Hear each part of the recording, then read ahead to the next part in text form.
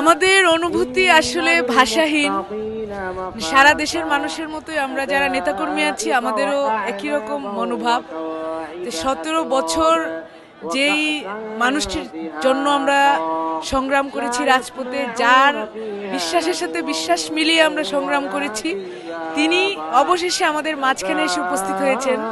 এই আনন্দ আসলে ভাষায় বোঝানো কাউকে যাবে না। আমাদের জন্য সবসময় ওনার বার্তা একই রকম ছিল এবং কালকে সেই বার্তাটি যখন উনি মঞ্চের মধ্যে উপস্থিত হয়ে দিলেন তখন আমরা সেটিকে আরও গভীরভাবে অনুধাবন করতে পেরেছি। উনি বলেছেন যে আই হ্যাভ এ প্ল্যান, এবং আমরা জানি যে ওনার সেই প্ল্যান সবসময় ছিল।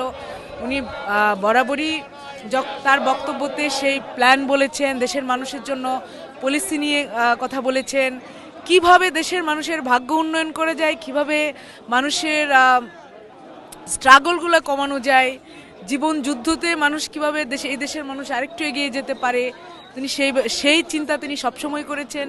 এবং একজন আগামীর রাষ্ট্রনায়ক হিসেবে তার যেভাবে দেশের মানুষের কথা ভাবা দরকার, তিনি তার পরিকল্পনায়, তার চিন্তায় সবসময় তিনি সেটি ধারণ করেন।